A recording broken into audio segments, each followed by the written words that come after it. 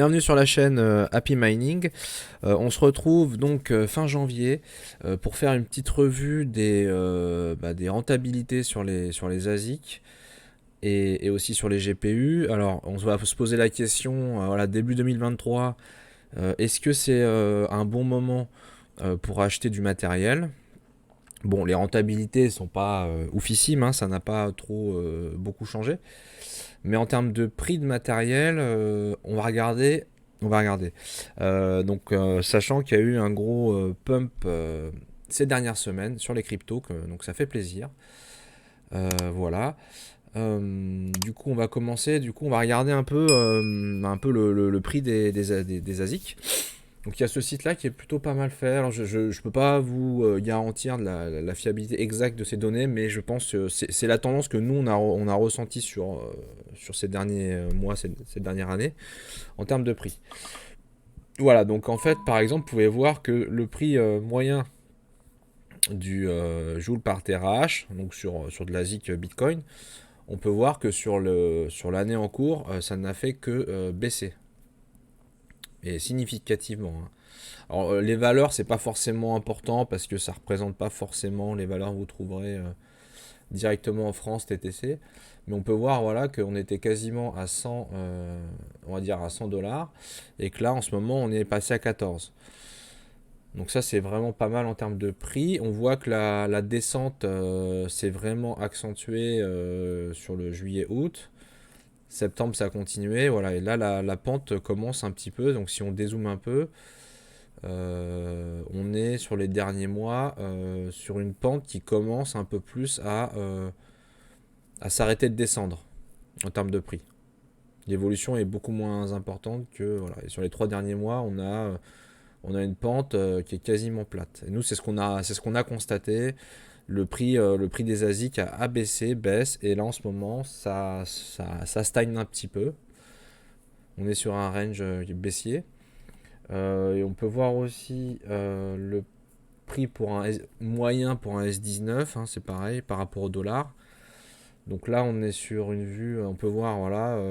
Alors ce qui est rigolo, hein, les deux pumps qu'on voit sur le prix du S19 sont corrélés au prix du Bitcoin, hein, au dernier bull run, qui s'est fait un peu en deux fois.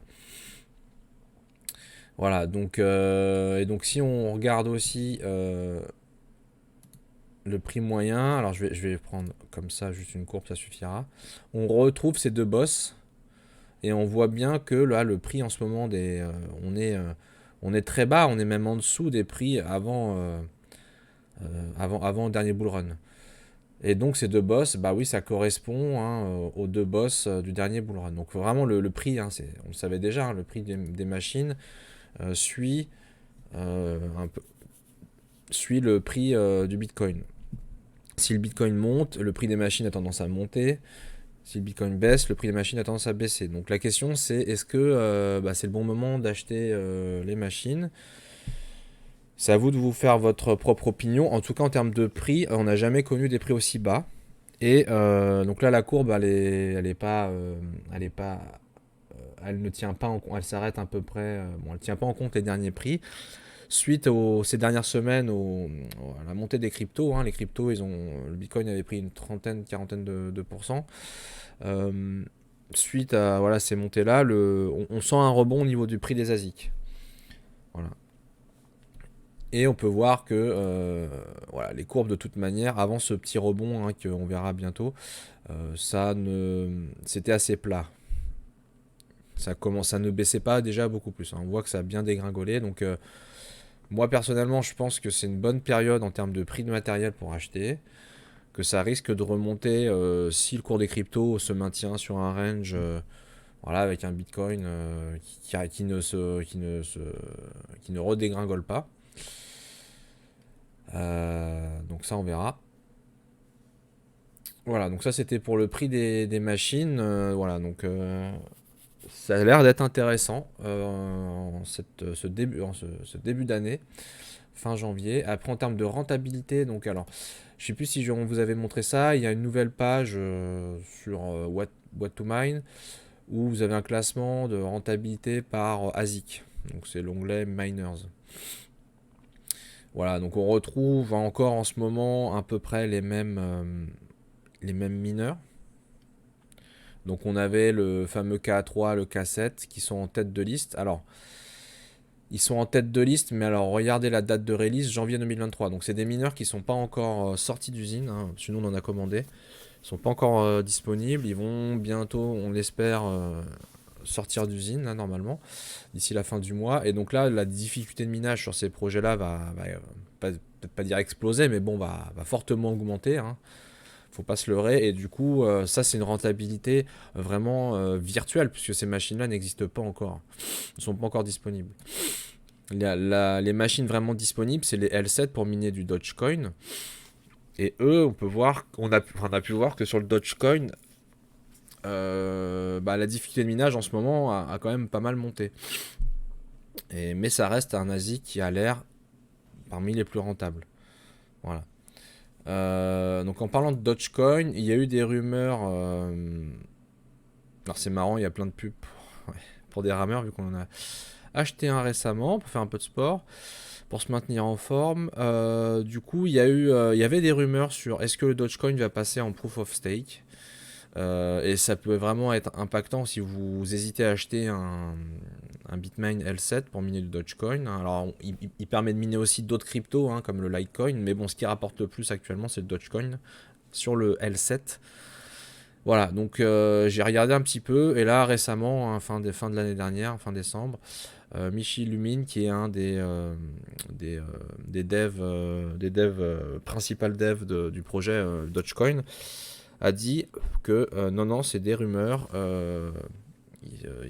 Ça n'a pas été prévu, il n'y a pas eu de proposition, un if and when a proposal existe. Et il explique que même s'il y avait une proposition là-dessus, ça devrait être approuvé, ça prendrait vachement de... Oh là, pardon, je clique. Ça prendrait vachement de temps. Voilà, ça va pas se faire du jour au lendemain, ce n'est pas prévu pour l'instant. Voilà, donc ça c'est pour un peu les rumeurs sur le L7. Voilà. Donc en termes de rentabilité, donc on vient de le voir, en termes de prix, les machines sont... Voilà, le prix des machines est très bas par rapport à ce qu'on a connu ces derniers mois et années. Il y a un rebond des cryptos. Alors est-ce qu'on va rester sur un range? Est-ce que du coup le prix des machines va commencer à remonter? Nous on a l'impression que ça remonte un peu. Ça a déjà remonté de à peu près 10% le prix des machines que les fournisseurs nous proposent en Chine. En termes de rentabilité, du coup, il y a un petit rebond des prix des machines, il y a eu un rebond donc des cryptos vraiment sympa. Donc on peut voir sur le minage Bitcoin, donc après voilà, après mettre en pause et regarder un peu les données. Alors on part sur une électricité à 10 centimes le kilowattheure. Voilà. Nous on est convaincus que tout ce qui est minage actuellement en France, il faut oublier de faire du minage, hein, clairement si vous êtes à 15, 16, 17 centimes. Je vais vous le montrer, hein, par A plus B. En tout cas, avec des ASIC, hein. Alors après, dans le choix des machines, alors peut-être qu'on fera une vidéo un peu plus dédiée. Quelle machine acheter? On va vous donner des éléments de réponse. Alors, vous avez le minage GPU, c'est des machines très silencieuses. Vous pouvez la trouver facilement en France, qui permet de miner plein de cryptos. Là, on verra la rentabilité après, mais bon, en ce moment, la rentabilité sur le GPU est vraiment pas terrible. Sauf à faire un peu de spec mining, aller chercher certaines cryptos, comme le Nexa, etc. Sur les ASIC. Alors, sur les ASIC, il y a aussi des grandes familles. Il y a les ASIC, on va dire, plutôt industriels, de marques type les Antminer de chez Bitmain ou les Watsminer. Donc, vous pouvez miner du Bitcoin, du Kadena, du Dogecoin, du CKB avec le K7. Tous ces mineurs-là, on est à peu près à 3000 watts de consommation, donc quand même. Et c'est des machines qui font beaucoup de bruit, entre 75 et 80 décibels. Donc ce n'est pas à mettre dans une maison, même dans le sous-sol d'une maison, ça risque de faire trop de bruit. Donc c'est vraiment un peu plus professionnel, industriel.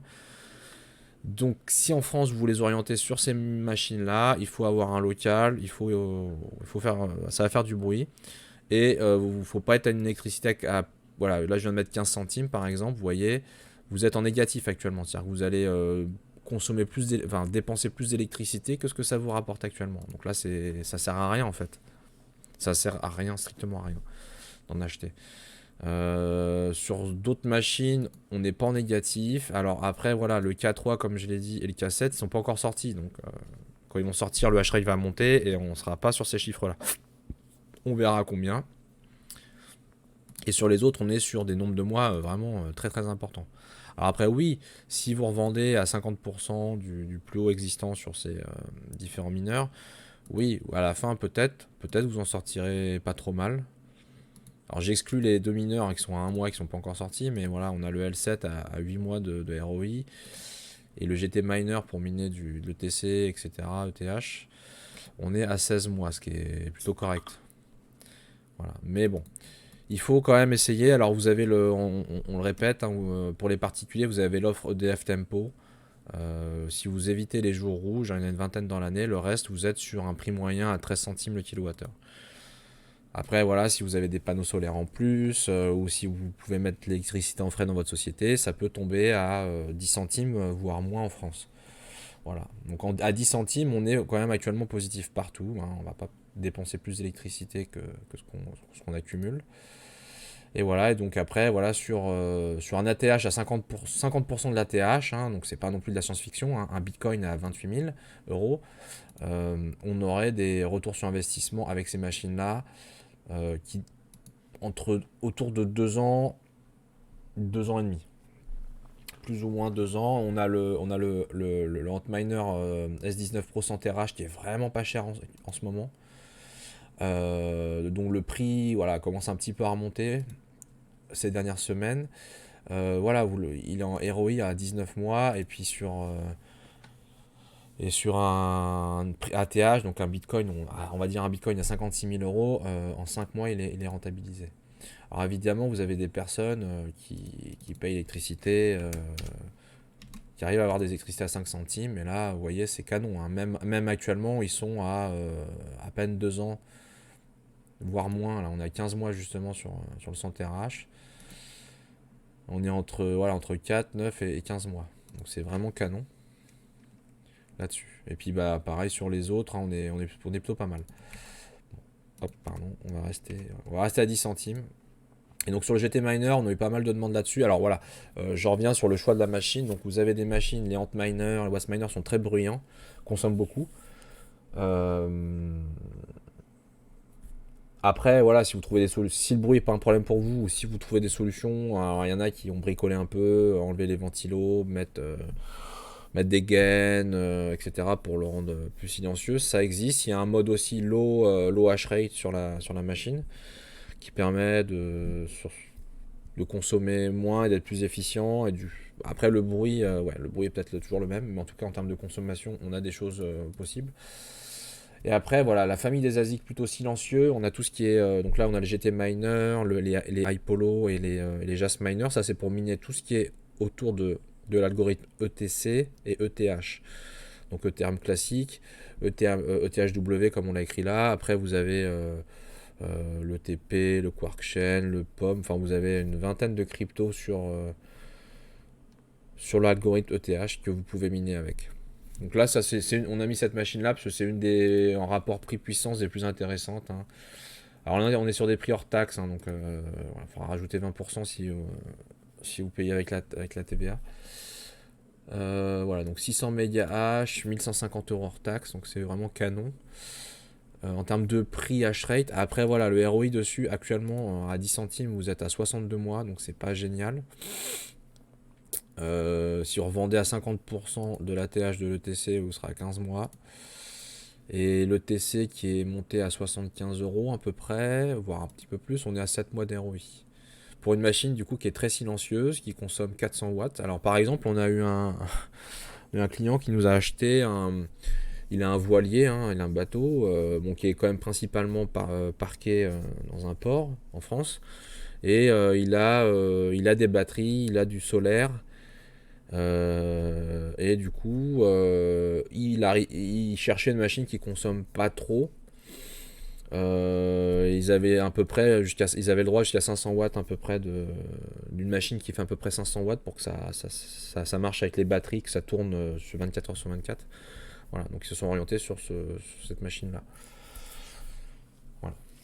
Donc, voilou. Ça, c'est pour les. Donc, vous mettrez en pause si vous voulez voir un peu plus rapidement. Après, sur les GPU. Alors, sur les GPU, actuellement, il y a eu pas mal.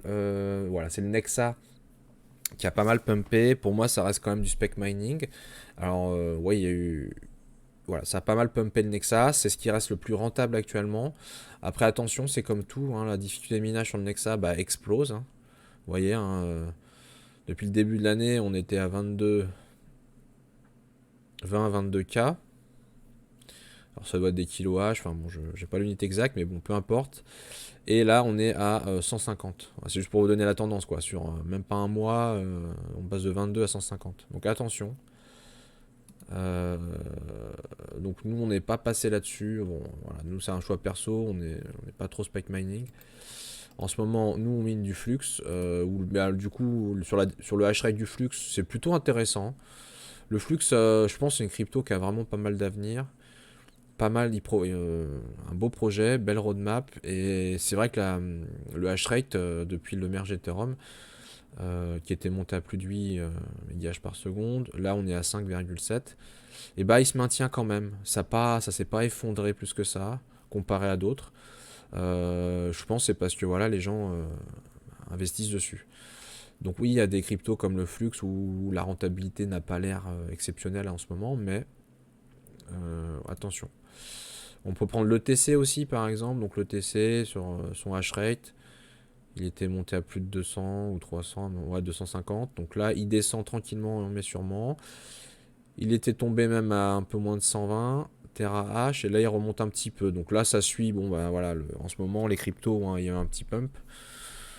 Voilà, donc il y a les hash rates qui ont tendance à se stabiliser ou légèrement remonter.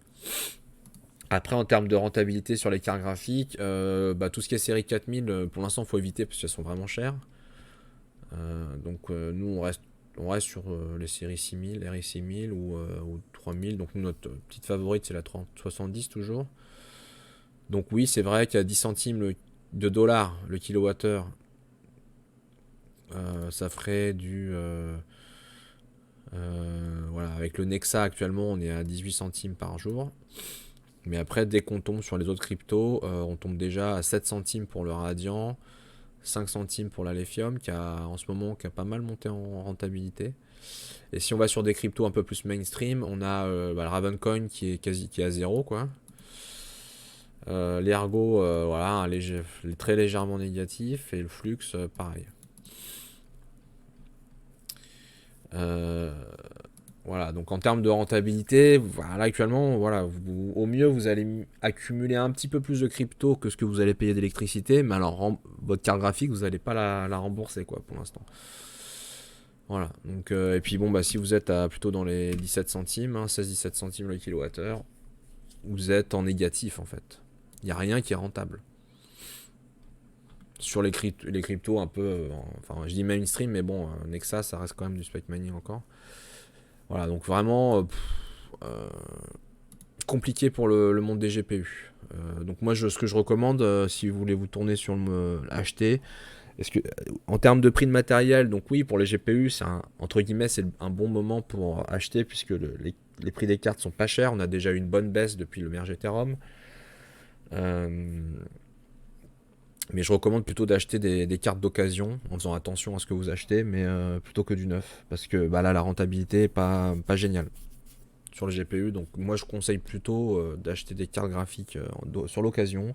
Après, le reste du rig, vous pouvez acheter le reste du rig neuf si vous voulez, mais les cartes graphiques, bon, c'est compliqué encore le minage GPU. Voilà, ça sera tout pour le mois de janvier. Les rentabilités, est-ce que c'est le moment d'acheter? Un peu des conseils sur le type de matériel à acheter. GPU, ASIC brillant, ASIC silencieux. Des pistes, acheter, si vous êtes un particulier, essayez d'imaginer des solutions, d'installer des panneaux solaires, d'essayer d'être sur un contrat électrique comme le DF Tempo par exemple, qui est plus avantageux que tous les autres. Peut-être créer une petite structure, une micro-entreprise, etc. pour mettre l'électricité aux frais de votre société en faisant du minage un peu plus officiellement. Après, il y a des avantages et des inconvénients hein, à faire ça un peu plus officiellement. Voilà, en tout cas, nous, personnellement, on est sur l'EDF Tempo, avec un contrat en tant que particulier. Donc en moyenne, on se retrouve à... Si on enlève les jours rouges, on est à 13 centimes à peu près le kilowattheure, au lieu des 16-17 pour le commun des mortels. Donc voilà, vous pouvez être en moyenne à 13 centimes. On va faire des vidéos bientôt, on va faire installer bientôt, ça a pris un peu de temps, on va faire installer 6 kW de panneaux solaires, donc ça va aussi aider. En même temps, bah, nous on a une vraie structure officielle hein, pour faire du minage, donc on met tout l'électricité aux frais de la société, donc ça fait un abattement de facilement 30% sur le prix de l'électricité. Voilà des pistes que nous on a fait. Après, voilà, c'est à vous de voir ce que vous pouvez faire. On ne travaille pas tous chez EDF. Voilà. Allez, bah bon minage à tous et puis à bientôt sur la chaîne Happy Mining.